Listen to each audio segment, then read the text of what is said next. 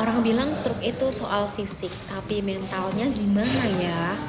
Nah, ini saya tuh banyak belajar banget nih dari paman saya, yang paman saya itu loh terkena stroke. Waktu itu sempet ngomongnya susah, terus mau jalan, jadi otot-ototnya nggak bisa digerakkan karena tangan kakinya waktu itu memang nggak bisa digerakkan dan dia diagnosis lumpuh sama dokter. Di situ keluarga semuanya yang mendengar, karena posisi pamanku tuh di Arab, kami di Indonesia ya panik, khawatir, jelas lah yang keluarganya semua khawatir. Dan di situ alhamdulillahnya tuh mentalnya tuh sempet down juga.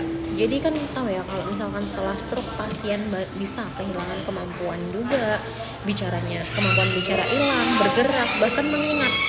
Tapi yang sering dilupakan kita apa? Efek psikisnya.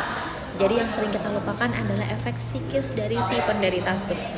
Nah, penderita stroke itu apa sih yang dimaksud psikisnya dari si stroke? Ini saya belajar dari paman saya, bahwa paman saya itu dulu ketika menjadi penderita stroke itu beliau merasakan minder, kehilangan harapan, bahkan depresi. Karena waktu itu sempat takut juga kalau nggak bisa pulih, nggak bisa kembali seperti semula, bener-bener takut.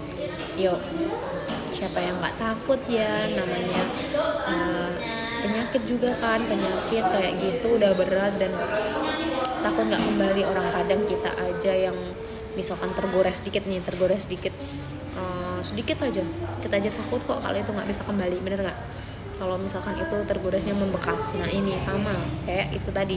Akhirnya pamanku singkatnya nih nemu sama herbal Cina.